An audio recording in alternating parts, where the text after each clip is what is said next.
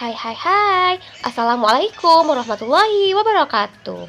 Kali ini kita akan membahas tentang mekanisme evolusi yang dibuat oleh Wilda Aryas Fitri dengan NIM 2014080002 dengan dosen pengampu Ibu Dr. Milya Sari SPD MSI.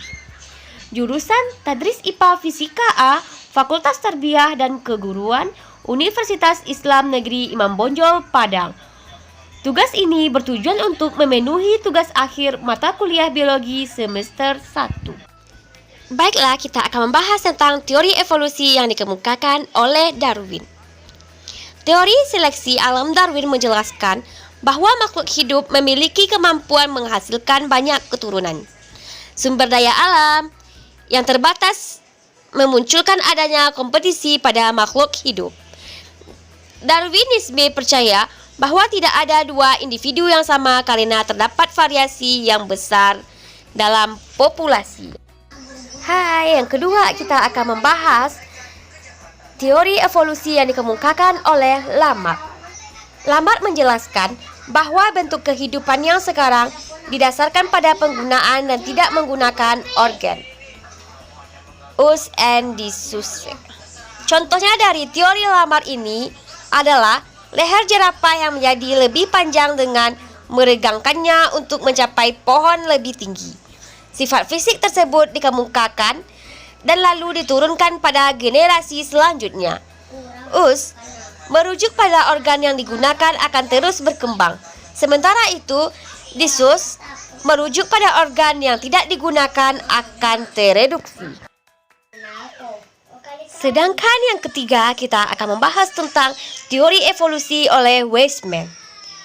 Teori evolusi dengan seleksi alam yang pertama kali dirumuskan dalam buku Darwin On the Origin of Species pada tahun 1859 adalah proses di mana organisme berubah dari waktu ke waktu sebagai akibat dari perubahan sifat fisik atau perilaku yang dapat diwariskan. Perubahan yang memungkinkan organisme untuk menyesuaikan diri dengan lingkungannya dengan lebih baik akan membantu bertahan dan memiliki lebih banyak keturunannya. Perbedaan teori evolusi. Yang pertama, Weismann dan Darwin. Weismann menguatkan teori Darwin tentang gen. Untuk jerapah berleher pendek yaitu resesif dan jerapah berleher panjang yaitu dominan. Yang kedua, Lamarck dan Weismann. Weismann berpendapat bahwa perubahan sel tubuh akibat pengaruh lingkungan tidak diwariskan kepada keturunannya, sedangkan Lamarck berpendapat sebaliknya.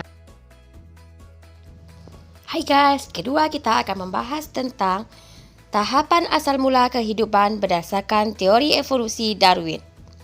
Pada edisi pertama, On the Origin of Species pada tahun 1859, Charles Darwin berspekulasi tentang bagaimana seleksi alam dapat menyebabkan mamalia darat berubah menjadi ikan paus.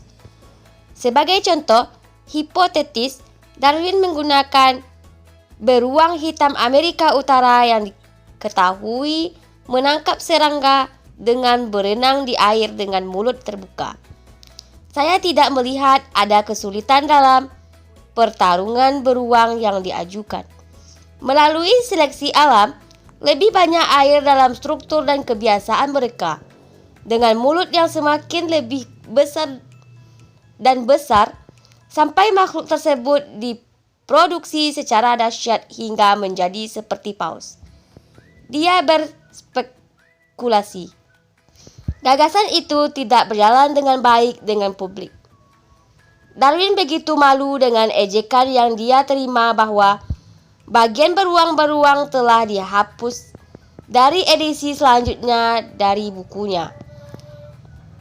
Para ilmuwan sekarang tahu bahwa Darwin memiliki gagasan yang benar tapi hewan yang salah. Alih-alih melihat beruang, seharusnya dia malah melihat sapi dan kuda ini. Kisah asal mula paus adalah salah satu kisah evolusi yang paling menarik dan salah satu contoh terbaik para ilmuwan mendapat seleksi. Yang ketiga, kita akan membahas tentang proses terbentuknya fosil sebagai bukti bentuk kehidupan di masa lalu. Yang pertama, adanya organisme yang telah mati atau terkubur. Seperti yang telah kita ketahui, bahwa fosil telah terjadi karena adanya sisa-sisa mikroorganisme yang telah mati atau terkubur. Nah, di sini kita dapat mengetahui bahwa terbentuknya fosil ini diawali dari adanya mikroorganisme baik tumbuhan atau binatang yang telah mati atau bisa juga yang telah terkubur. Yang kedua, jasad dari mikroorganisme tersebut tertimbun di daerah yang minim dengan oksigen. Nah, setelah adanya mikroorganisme yang mati, jasad dari makhluk yang telah mati tersebut akan tertimbun. Tertimbunnya jasad ini berada di daerah yang minim akan oksigen, atau di daerah yang sedikit kandungan oksigennya. Sedikitnya kandungan oksigen ini akan menjadi jasad tersebut tidak cepat hancur. Maka dari itu, proses terbentuknya fosil ini harus melewati tahapan ini. Sedangkan yang ketiga, terjadi dalam waktu lama. Maksudnya adalah, salah satu proses terjadinya fosil ini adalah jasad yang tertimbun dalam jangka waktu yang lama.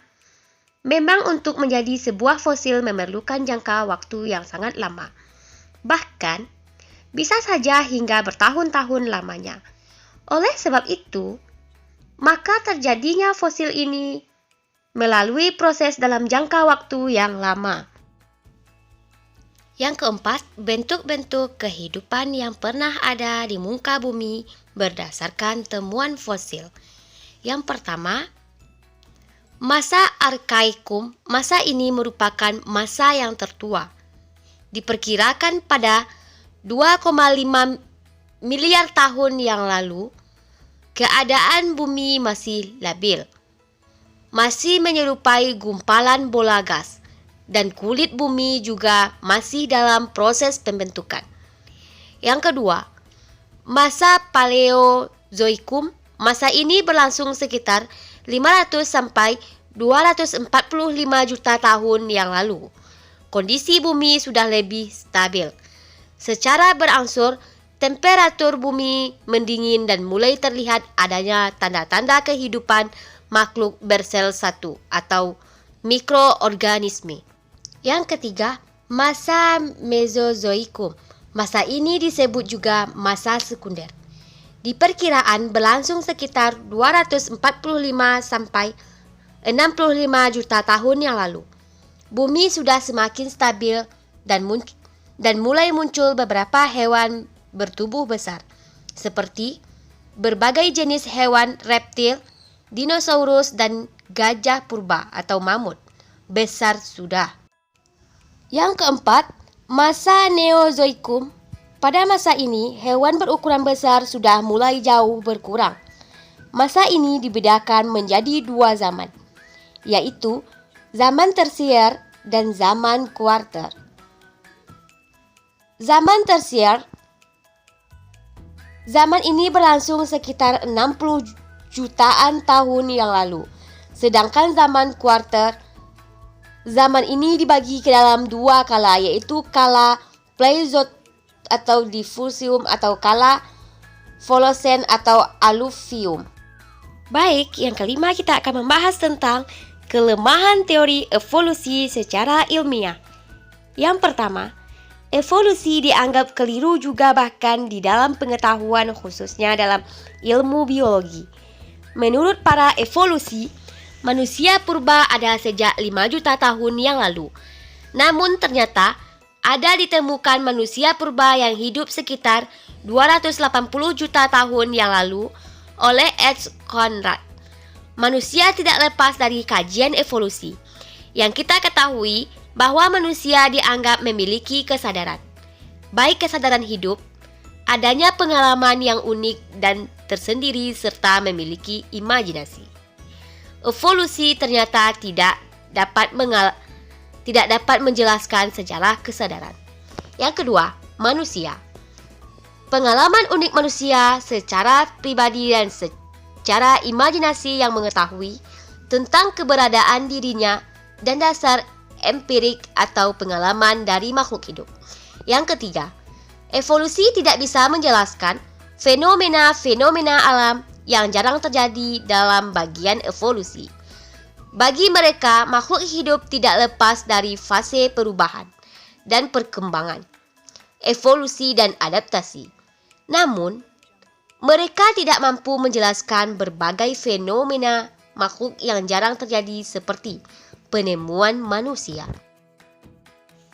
Yang keenam, 3 rekayasa yang dilakukan oleh pendukung teori yang dilakukan oleh Darwin. Yang pertama, August Weismann.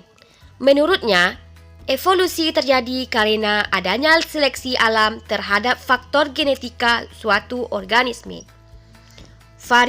Variasi yang diwariskan induk kepada keturunannya diatur oleh faktor genetika, bukan faktor lingkungan. Sedangkan yang kedua, Thomas Henry Huxley. Ia mendukung teori evolusi Darwin karena tidak memberikan kepercayaan pada teori lain. Ia mencetuskan bahwa agnostisisme yang menyatakan bahwa manusia tidak akan pernah bisa mengetahui apakah Tuhan itu ada atau tidak. Sedangkan yang ketiga, D.H. Scott.